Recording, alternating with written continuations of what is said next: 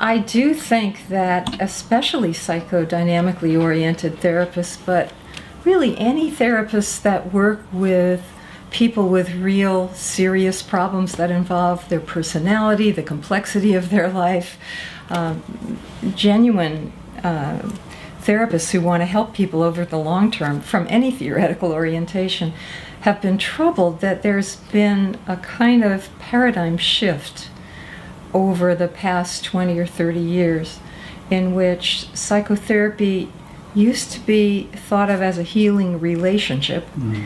And within that relationship, you might use a number of different techniques, but the emphasis was on the relationship and on the therapist as a healer.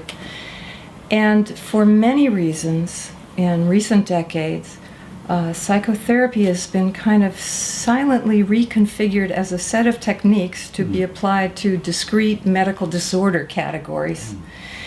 And that happened for a number of reasons.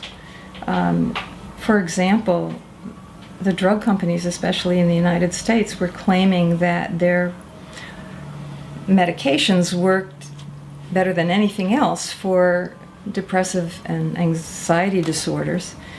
And so many researchers here began testing that. And to do research on something like that, you have to delineate a problem. It has to be a specific disorder that you're getting subjects who have that kind of problem. You have to take measures at the beginning that are objective. You have to manualize what you do. You have to take measures at the end, and it has to be time limited because your grant is going to run out, or you want to get your publications. And so then you evaluate it based on changes in symptoms that are observable at the end. And by using that model, people like David Barlow, for example, a very eminent researcher, demonstrated that psychotherapies are as effective for those conditions as medications are. So we were all grateful to him, but in the process of sort of accepting the paradigm of the drug company and the paradigm of the researcher challenging the drug company, we kind of slowly started talking about psychotherapy as a process where you should have a discrete disorder category. You should measure it at the beginning. You should do a set of short-term manualized interventions. You should evaluate it based on symptomatic change in the short term. And those things don't make any sense to people who have been working as therapists for a long time. What people come for is not, it's true that relieving symptoms is very valuable and people are grateful for that. But in real psychotherapy, including cognitive behavioral therapies, people have always come for things that are a little bit more general than that. Not just, I want to feel less depressed, but I want to understand myself better. I want not to be panicky. I want to be able to manage my emotions better. I want to know better who I am. I want some improvement in my general self-esteem. I want to be able to accept things that I can't change. I want to have a range of ways of reacting to things rather than always going on automatic pilot with my one method of coping. There are all kinds of ways in which people look for improvement in a more general way. And in psychotherapy, people can get temporarily more anxious, for example, if they're trying out new behavior for the first time. So they might look worse in the short run, or they might look more depressed as they're finally grieving something that they've been using denial about for years. For a while, the arc of therapy goes forward, people go up, but it's an up and down process. And partly for political reasons and commercial reasons, there's been a tremendous effort to think of psychotherapy as a commodity and therapists as a provider of that commodity. So there's tremendous pressures on us as therapists to see ourselves as technicians applying treatments to particular disorders rather than as healers whose expertise is in relationship and personality issues and complexities. who offer a relationship to a complex person. And it's kind of bizarre that we've reframed psychotherapy that way, since there's huge empirical data showing that by far the vast amount of the variance in psychotherapy outcome is accounted for not by the brand name of the type of therapy, the technique that you apply, but by personality factors and relationship factors. They're the things that explain change in psychotherapy. So we're not really studying those the way we should. Instead, we're studying all these things that are easy to research according to a particular randomized controlled trial method of looking at what technique applies to what disorder. So I think we have to address this politically, as well as trying to speak the truth to our scientist colleagues, our researcher colleagues. We have to know the research, and we have to argue based on the evidence. And I think there are many arguments that would preserve traditional psychotherapy based on empirical evidence. The fact that the Diagnostic and Statistical Manual of Mental Disorders makes an incredible amount of money for the American Psychiatric Association means that there's, of course, resistance to construing psychotherapy as anything other than using these disorder categories as the main concepts within which everybody thinks about change and growth in human beings. So prevention doesn't get talked about as much, development doesn't get talked about as much, ways of intervening to make people healthier in a general way doesn't get talked about as much. It's sort of, how much money can you save me next week? And a lot of my career has been trying to be the voice of the therapist, speaking back to some of these pressures. We have pretty impressive data coming out of Germany and some parts of Scandinavia that the more people are in psychotherapy, the more money is actually saved in the long run.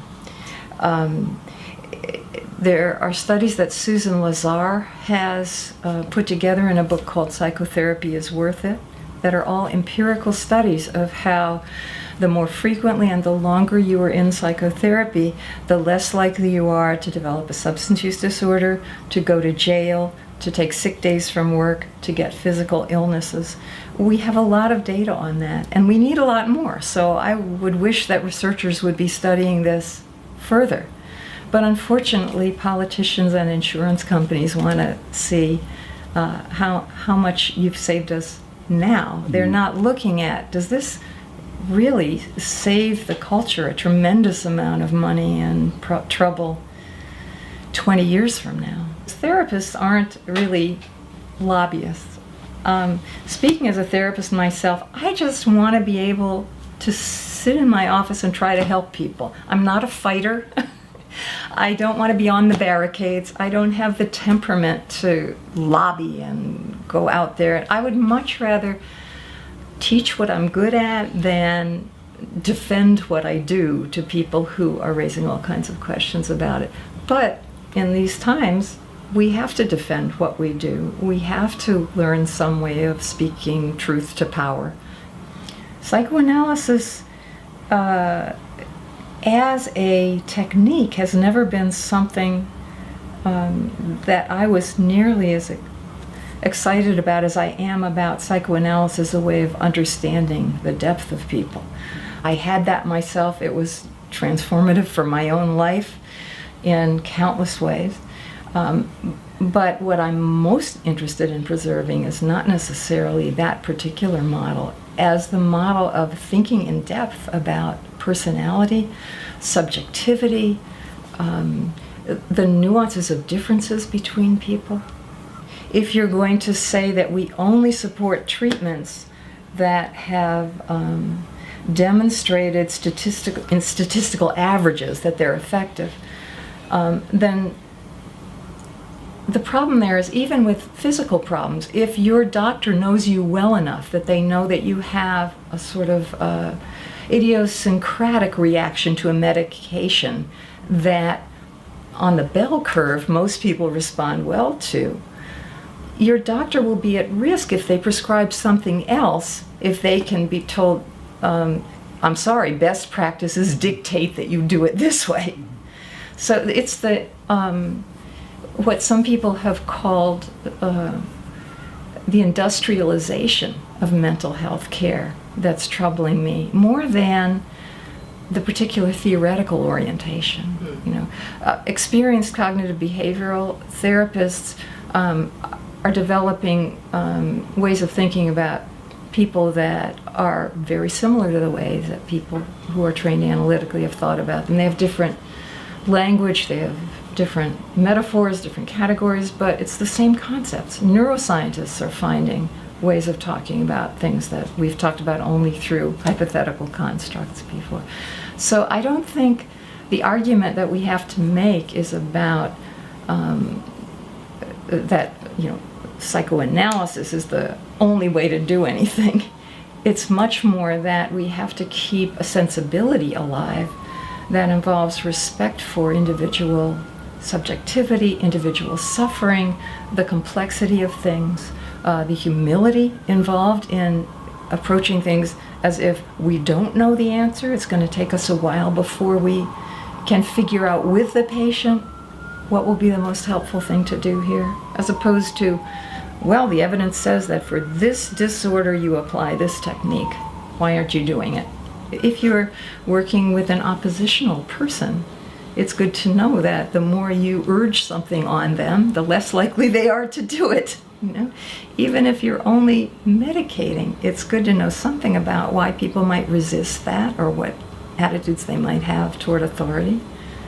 If you want them just to even to take their medicine, you have to know something about how to make a relationship with them that takes into account their individuality and their probable reaction to you based on their history. Now, you know, if there really is wisdom in any training tradition, you would expect to see that if it gets devalued, it'll be reinvented by the next generation of people, and I think I keep seeing that in the field of psychotherapy. It's frustrating sometimes because you wish that some of the wisdom could be handed down a little faster without people having to reject it wholesale and then rediscover it in some other form. And so increasingly I get phone calls from people who say, I have social phobia, can you fix it? You know? As opposed to, I find myself being a shy person and I'd like to understand more about that and change it. It's a very different paradigm there. Nothing is all good or all bad. There's some way in which I think it has reduced shame to think of certain kinds of things as freestanding disorders that you happen to have come down with. Addiction. Yes, very much. So there's a positive side of that, but the negative side is that people hope that they can just isolate a particular problem, learn a strategy for solving it, and that's gonna fix everything, when in fact they often need to look at their lives. Are they living a livable life? Are they able to love? Are they able to work? Are they able to enjoy? Are they able to feel joy and playfulness? Are they feeling the full range of affects without anxiety? Are they not having to dissociate when they're stressed? All kinds of overall issues. That's probably my next book, is I want to write a book on overall mental health as opposed to just the relief of symptomatically defined disorders. We seem to be in a fairly reactive position now, as we are constantly fighting off the idea that we should be able to do miracles in successions. For the poor and for working class people, it's no longer possible under most circumstances to get a relationship with a therapist who's going to be ordinarily devoted to you. When I talk to therapists who are working sometimes with people who are just barely hanging on to their sanity, the only thing that's keeping them out of the hospital is they've had this therapist for 20 years. Now, some people who are not therapists look at that and say, well, obviously it doesn't work. They're still seeing you after 20 years. Well, if the alternative is that they'd be crazy in a hospital or committed a crime and are rotting in a jail somewhere, that's very minimally expensive compared to that.